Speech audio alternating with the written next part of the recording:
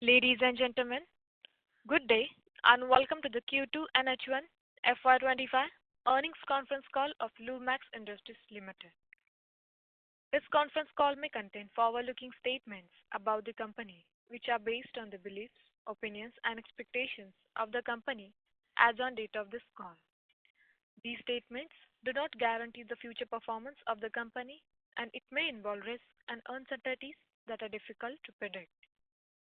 As a reminder, all participants' lines will be in the listen-only mode, and there will be an opportunity for you to ask questions after the presentation concludes. Should you need assistance during the conference call, please signal an operator by pressing star, then zero on your touch-tone phone. Please note that this conference is being recorded. I now hand the conference over to Mr. Deepak Jain, Chairman and Managing Director of Lumax Industries Limited. Thank you, and over to you, sir. Thank you very much. A very good morning to everyone. Along with me on this call, I have Mr. Anmol Jain, Joint Managing Director, Mr. Raju Ketkale, CEO, Mr. Sanjay Mehta, the Group Chief Financial Officer, Mr. Ravi Teltia, CFO, Mr. Ankit Thakral from Corporate Finance, and Mr. Naval Khanna, Corporate Head of Taxation. We have uploaded our earnings presentations on Stock Exchange and company's website. I hope everybody had an opportunity to go through the same. I'll begin by giving an update on the industry, followed by an overview on the company's operation for the quarter and the half year gone by. FY24 marked one of the best years for the industry with a solid recovery following the COVID crisis that set a high benchmark. However, as we moved into FY25, the year began at a slower pace due to several factors affecting demand.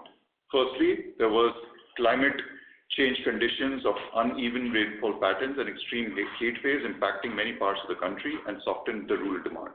Additionally, the capex cycle experienced a temporary slowdown as the focus shifted towards the elections, leading to a slowdown in both public and private spending. And lastly, the timing of the Shraddh period, which fell entirely in September, further subdued the market activity, as it is traditionally a period of lower consumer spending. These factors acted as a hurdle in the growth momentum, but with strong festive period recovery and some new model launches by OEMs, we are optimistic that the remainder of the FY25 will see a stable growth. Passenger vehicles in the inventory saw an uptick this quarter, primarily driven by the consumer anticipation around upcoming model launches. However, as the festive season unfolded, we observed a notable reduction in the inventory due to robust sales performance and attractive discounts offered by the OEMs. Overall, we expect the PV segment to register a low single-digit growth for the full year. For the two-wheelers, the growth trajectory has and remains strong, particularly coming from the rural markets, where demand continues to rise as rural incomes improve and infrastructure develops. Going forward, the outlook of the two-wheeler is positive, with a focus on urban mobility solutions, electric two-wheelers gaining traction, and government schemes supporting affordability mobility options.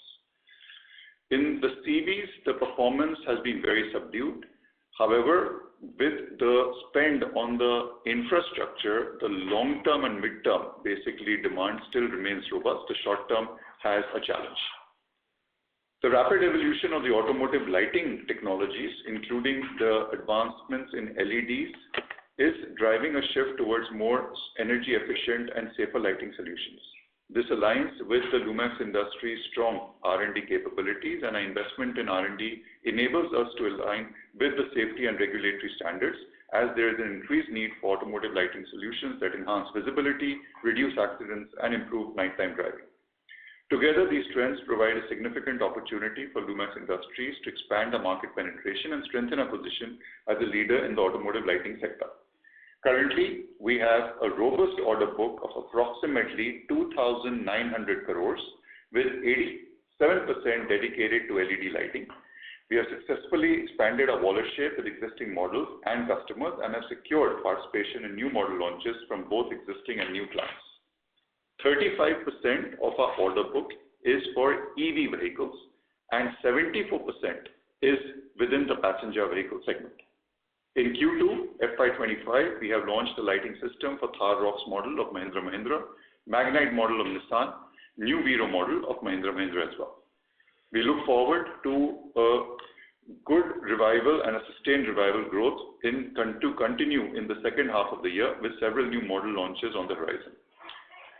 With a strong focus on innovation, strategic global partnership with Stanley, and dedication to meeting the evolving needs of the industry, we are well positioned to continue to drive the growth and deliver value to our customers and stakeholders. I now hand over to Ravi Deokia, the CFO of Lumax Industries, for the financial updates. Thank you, sir. Good morning, everyone. I'll take you through the operational and financial performance. LED share of business stands at 47% compared to 36% in H1 FY24. With 87% of our order book consisting of LED lighting, we are confident of enhancing the share of LED even further. With respect to segment mix for H1 FY25, as a percentage of revenue, 66% from passenger vehicles, 28% from two-wheelers, and 6% from commercial vehicles. With respect to product mix, as a percentage of total revenue, 66% of revenue is from front lighting, 23% from rear lighting, and 11% from others. Talking about the financial performance, I am delighted to share that our company has continued its strong performance with quarterly revenue standing at Rs 812 crore, indicating a growth of 26% on a year-on-year basis. For H1 25, revenue stood at Rs 1,578 crore with a growth of 25%. The company reported consolidated EBITDA of Rs 62 crores as compared to Rs 57 crore in Q2 FY24, a growth of 10%. EBITDA margin for Q2 FY25 stood at 7.7%, and for H1 FY25, margin stood at 8.4%. EBITDA in Q2 FY25 impacted due to losses in tooling business. EBITDA of manufacturing business is at 8.6% in Q2 FY25 as compared to 8.2% in Q2 FY24. Profit after tax after share of associates for Q2 FY25 stood at Rs 28 crore as compared to Rs 26 crore in Q2 FY24, a growth of 8%. PAT margin for Q2 FY25 stood at 3.5% compared to 4.1% in Q2 FY24. PAT after share of associates for H1 FY25 stood at Rs 62.5 crore, registering a growth of 26.5% on year-on-year basis with a margin at 4%. The effective tax rate for H1 FY25 is 22.37% and is likely to be around 25% in remaining period of the year. With this, we can open the floor for question and answer. Thank you. Thank you very much. We will now begin the question and answer session. Anyone who wishes to ask a question may press star and 1 on their touchtone telephone. If you wish to remove yourself from the question queue, you may press star and 2. Participants are requested to use handset while asking a question. Ladies and gentlemen, we will wait for a moment while the question queue assembles.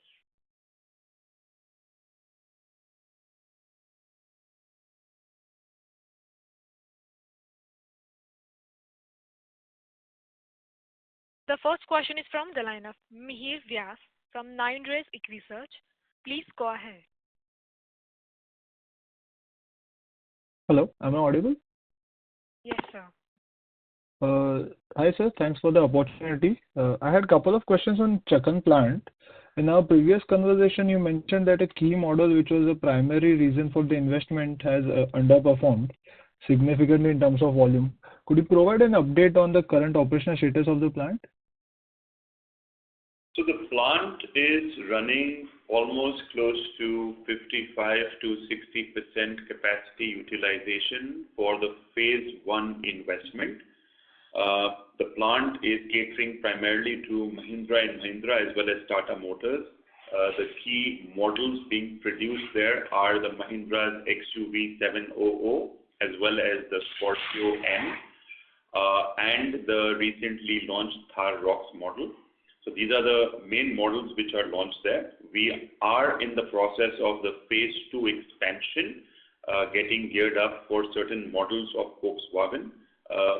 But in going forward next financial year, we do understand that we have significant orders from Tata, Volkswagen, and Mahindra, where the utilization of this plant should go up from the current 55-60 levels to almost 80%. This 80% should be after phase 2 or by end of this year? 80% capacity utilization to 85% capacity utilization will again be for the phase 1 investment. Phase 2 investment will only kick in FY26. Okay, sir. It's on track, right?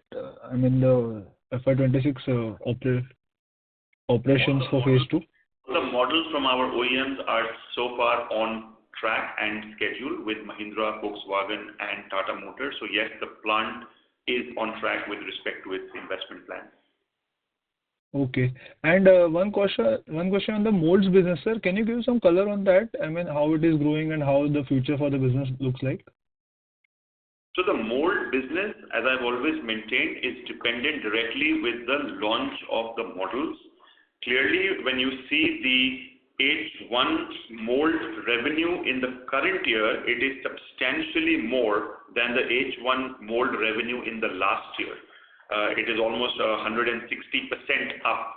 But on a profitability, of course, tooling to tooling, there are very different margins. But how I see it is, if you look at it for a full year perspective, you will see a similar margin of 10 to 15% on the total tooling revenue. So quarter to quarter, they may vary, but on a full year basis, we do expect tooling revenue and tooling margins to be consistent with what historically has been there between 10 to 15%.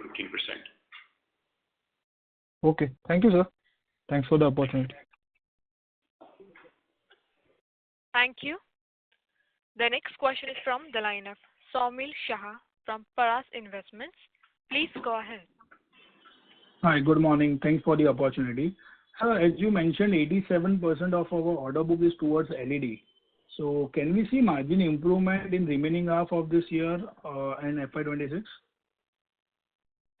So you're absolutely right. And let me just give you a perspective. I think quarter 3, we do not anticipate any changes in the margin.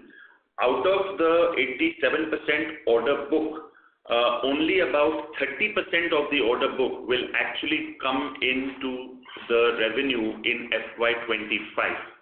Almost 35 to 40% of this order book will come into the revenue stream in FY26, which is next financial year. So next year, definitely you will see a margin expansion from the current levels. We should be in the double-digit operating EBITDA margins going forward next year. Okay. Because I think we had a vision to reach 12-13% EBITDA margin, but we are still hovering around 8-9%. So any outlook or any thoughts that by when we can reach 12-13% EBITDA margin? I think the vision was more a mid-term over the next few years, and we remain consistent with that vision of getting to a 12% EBITDA or so over the next, let's say, give or take 3 years. However, I think next financial year, we definitely should surpass the 10% mark and get into the double digit on an EBITDA margin, primarily because of operational efficiency, higher capacity utilization, and the greater share of LED penetration, which will kick in next year. Oh, that's great. And so for the first half of this year, we have done about 25% growth in top line as well as bottom line. Can we expect similar growth in the remaining half of this year? So if you look at the manufacturing sales, we've actually done a 20% growth for the first half. Quarter 1 and quarter 2 both were at 20% respectively. You're absolutely right with your number of 25%, but that includes the tooling revenues, which on a quarter-to-quarter basis hugely varies based on the model launches. So we do expect that for the full year, this year, we should continue anywhere between a 15 to 20% growth based on my previous guidance. And in FY26, we expect this growth momentum to be slightly better and perhaps become upwards of 20%. Okay. And so if I may ask one more question. Are we planning to reduce our debt? Currently, I think our debt is around 900 crores. So it looks like that the debt will be right now is the maximum debt, and way forward it will be on the decline trend. So as of now, the company does not have plans to raise any further debt, and I think with the new financial year FY26, we should be able to start reducing this overall debt burden as well. Okay. That's it from my side. Thank you and all the best. Thank you. Thank you. Ladies and gentlemen, you may press star and 1 to ask a question. The next question is from the line of Mihir Vora from Equirus Securities. Please go ahead. Hello. Yes, please go ahead. Yeah.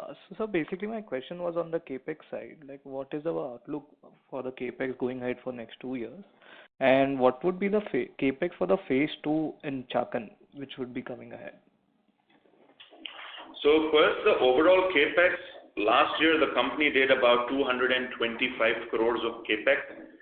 This year, for the first half, we've done about 125 crores capex.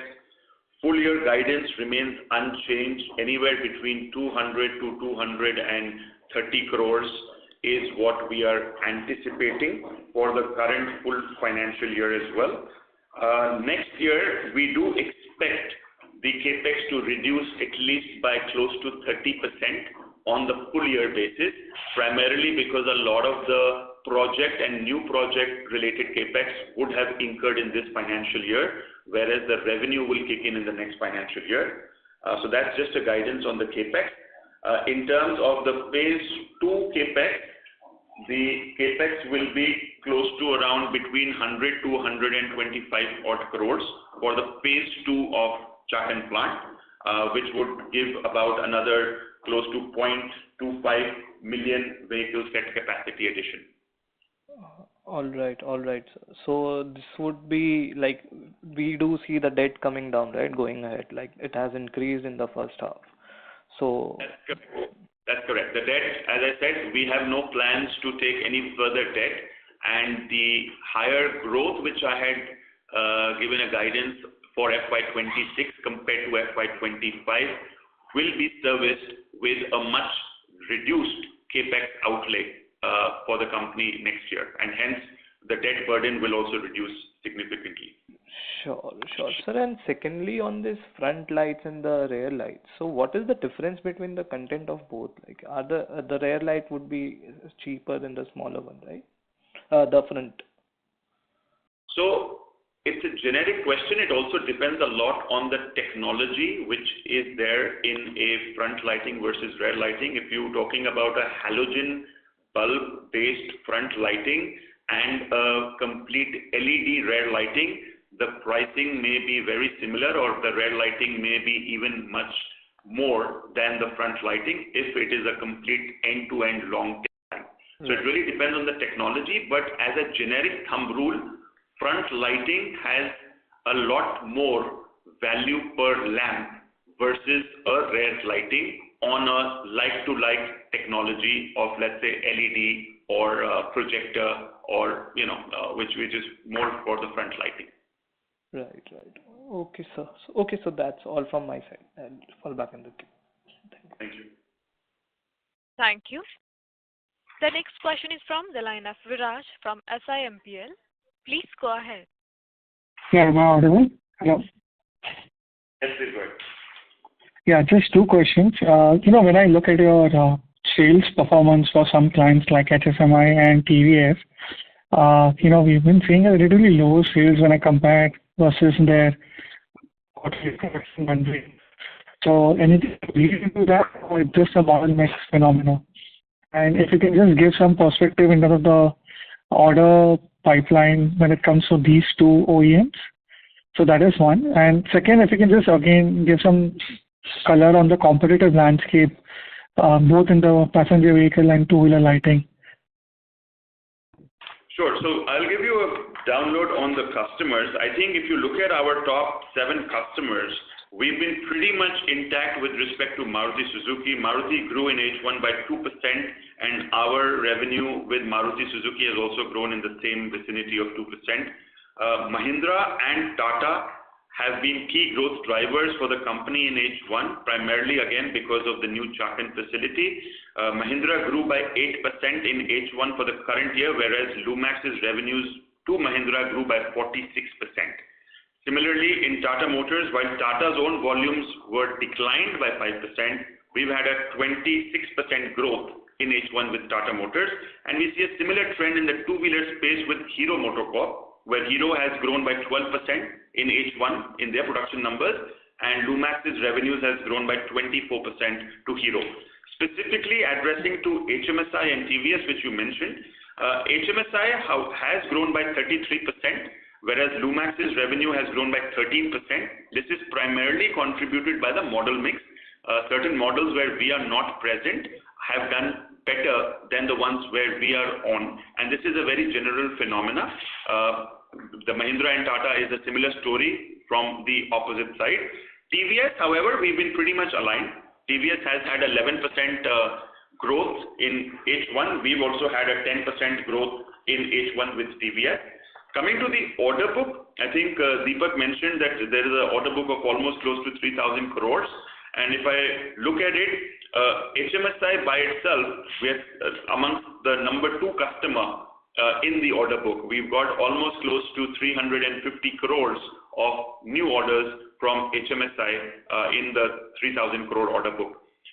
Maruti Suzuki is the largest out of the order book, where almost 50% of this order book is with Maruti Suzuki, and I would like to reiterate that over the last 2-3 years, there has been a lot of questions from the investors that in Maruti Suzuki, our share on the SUV platform has continuously declined, and traditionally we have always been associated with the small car space in Maruti Suzuki, and the SUVs have been serviced by the competition. I'm glad to share that out of the next 5 models of Maruti Suzuki, which are in the planning stages, Lumax has been awarded businesses for all the 5 models, which constitute almost 3 new SUV platforms, including facelifts of current SUVs. So we will be gaining our wallet share significantly in Maruti Suzuki in the coming years because of these strong order wins. So that's just one point I would like to highlight. On the competition landscape, maybe Deepak can throw some color. Yes, on the competition, lighting has become quite hyper competitive. I can give you certain things depending on the segment. Of course, your company is actually playing across segments on 2-wheeler, 4-wheeler CVs. However, when we see in 2-wheelers, I think the competition is towards the FAME, the Mindas and Varroc. They're mostly domestic, and also with Hero we have the Unitech machines, which is In the 4-wheeler, then there are maybe global players, like for example, IGL or Koito, Japan. There is Madison Marelli, which is Marelli of Italy. And then we also do have Valeo. Of course, in 4-wheeler, we do lead Lumax Industries, along with SL, which actually caters, SL Lumax, which caters to the Hyundai and the Kia projects. In the aftermarket, we had Forvia, which is erstwhile Hella, and also we have Neolite, which does, apart from many others, which are a smaller unorganized players. So this is the landscape of basically the competitive lighting industry within the country. I think almost all the lighting global giants of the world are currently present in India. Just a follow-up on competitive landscape, especially for 2-wheelers. So say for Hero, right? One of their existing vendor had issues in terms of insolvency, and they were also looking to move away and look for new suppliers, especially for the LED part of the business. So in that perspective, any color you can give, how large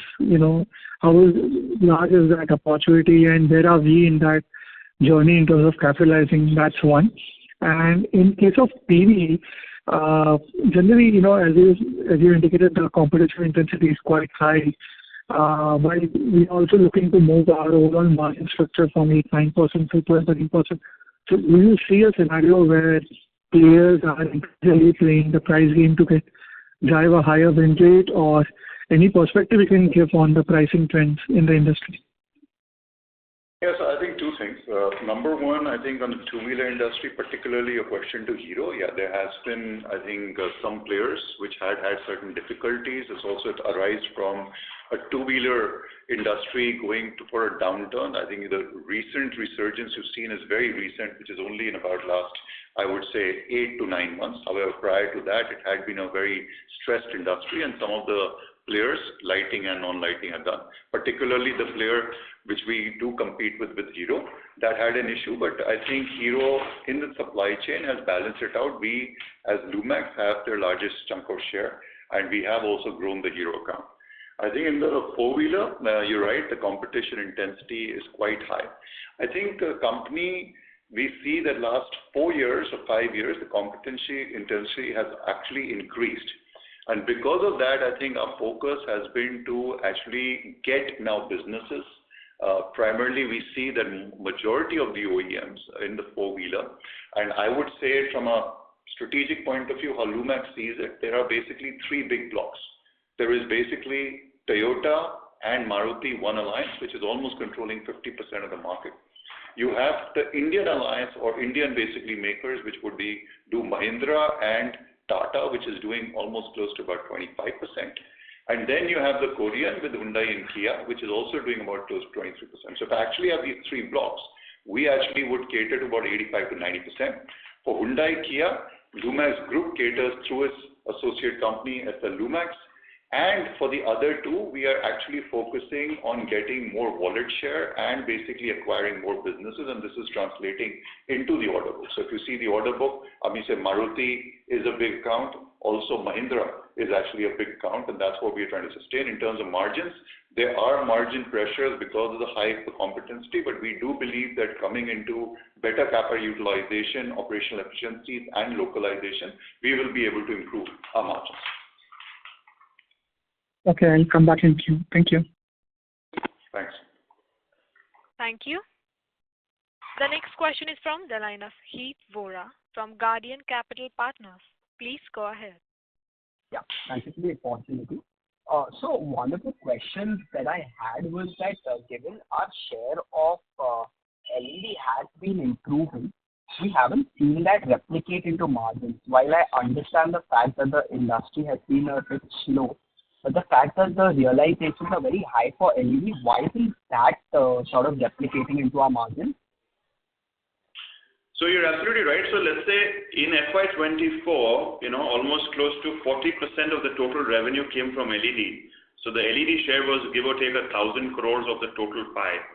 And for FY25 full year, I'm looking at probably a 50% share, which would translate maybe roughly around, let's say, 1,500 crores of LED contribution.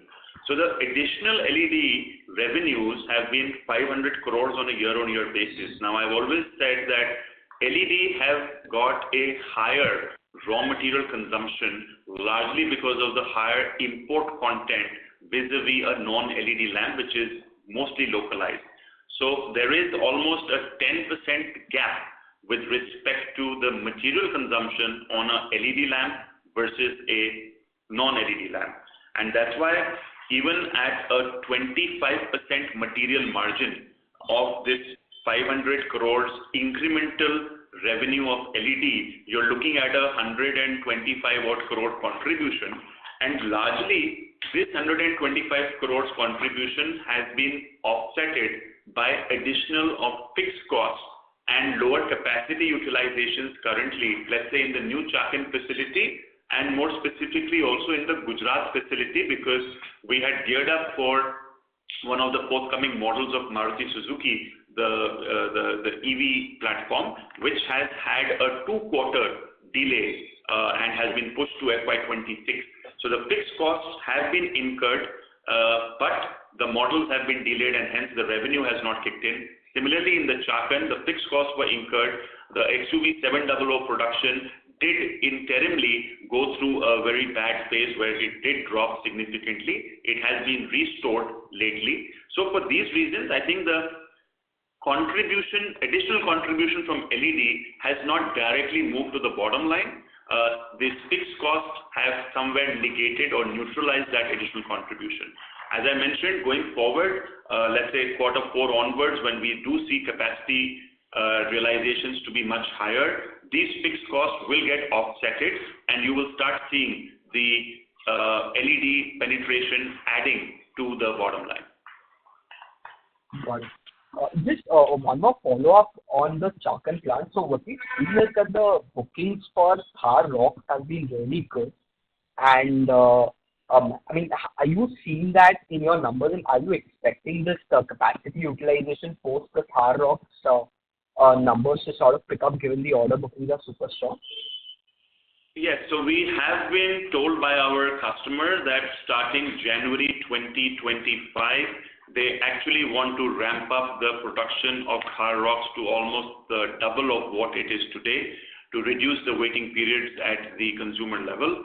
So the company is geared up, and as I said, we expect a significant rise on the Thar ROXX revenue with not much of investment.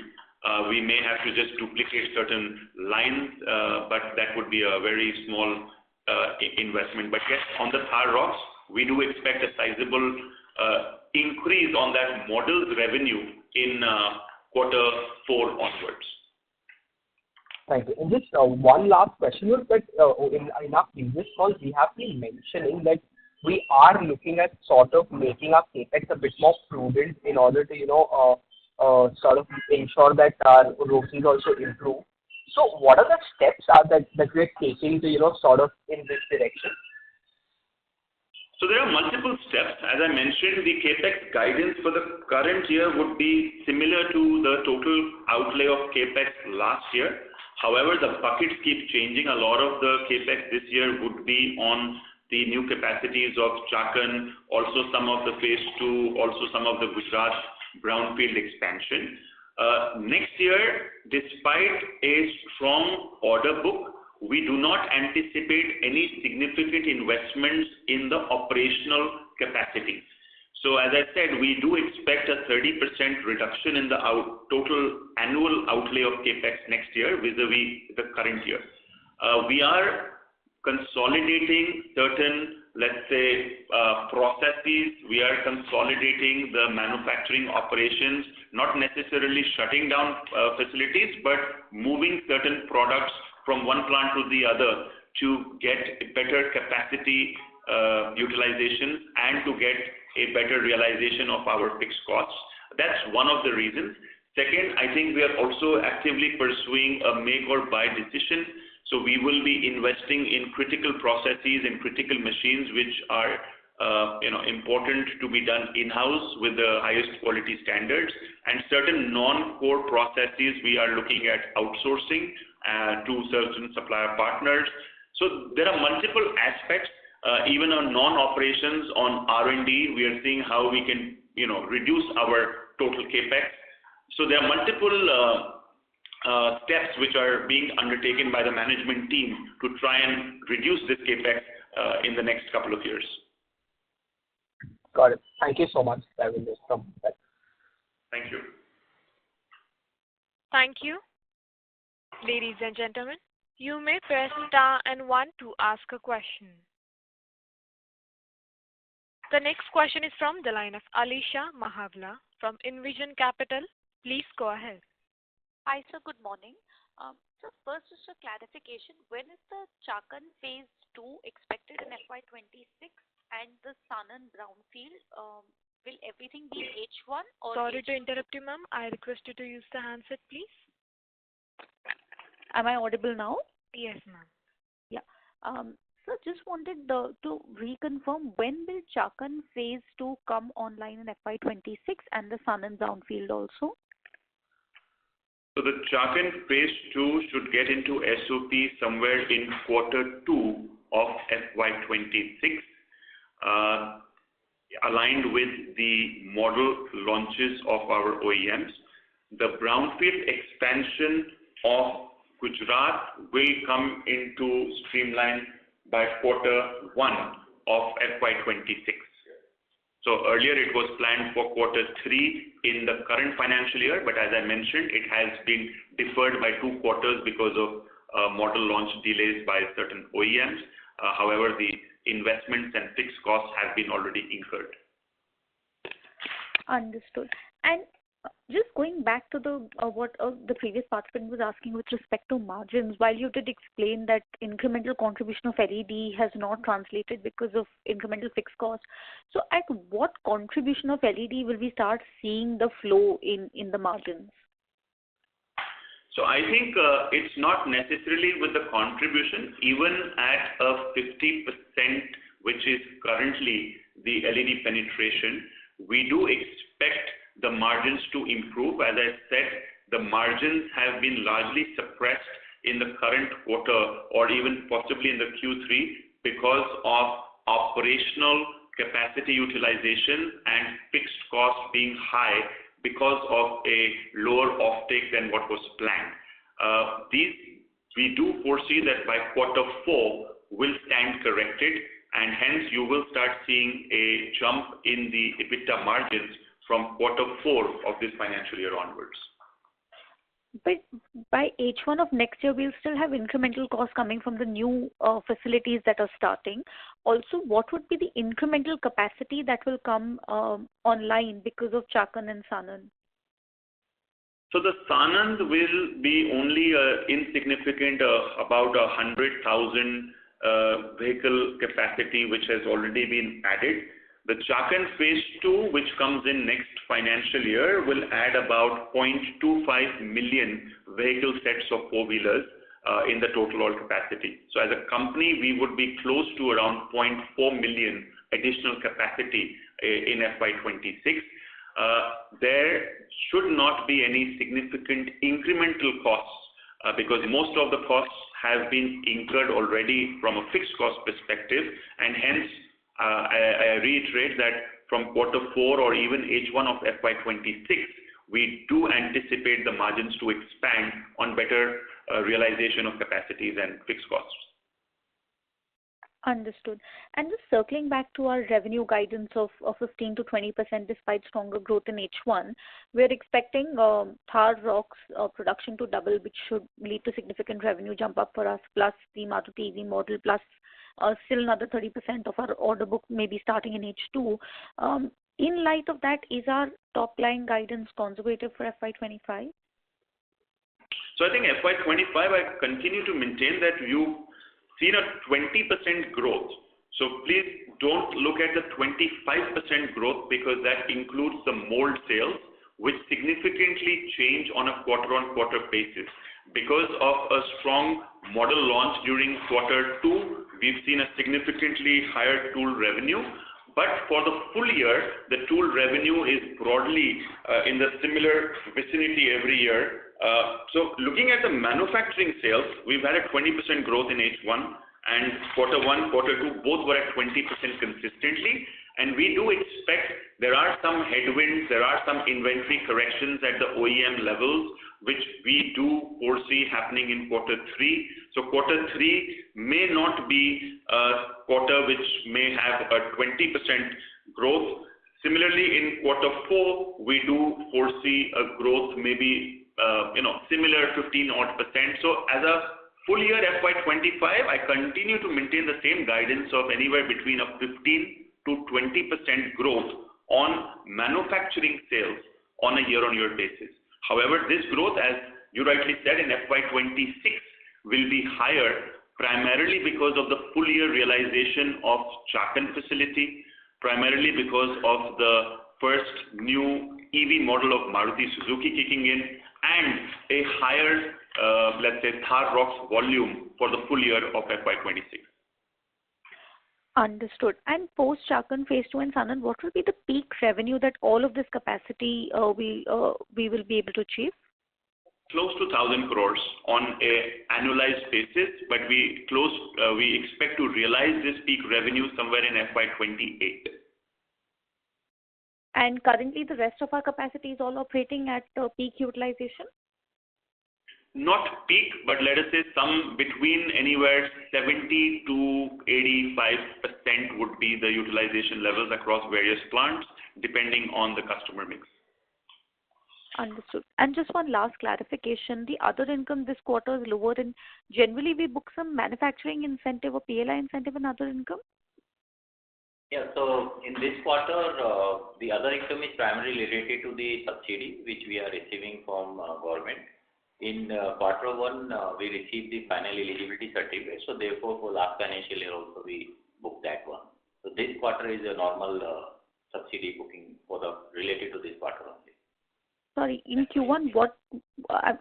Sorry, sir, I couldn't hear you. Could you just repeat that? Q1? So in Q1, we had booked the subsidy related to the last financial year, close to 6.5 crore. And that's why, because in Q1 only we received the final eligibility certificate related to our Sanand facility. And in Q2, we have booked only for the quarter 2. Understood. Got it. Great. Thank you. Thank you. The next follow-up question is from the line of Saumil Shah from Paras Investments. Please go ahead. Yeah, thanks for allowing me a follow-up. So just wanted your views. Are we getting any hints of slowdown in passenger vehicle segment? So I think the passenger vehicle segment, anyways, the outlook for the year was a very low single digit. I think it's very too early to say. If they would have asked me this question in September, I would have said yes. But if you see, there has been an uptick in the festive season, and they've actually reduced the inventory.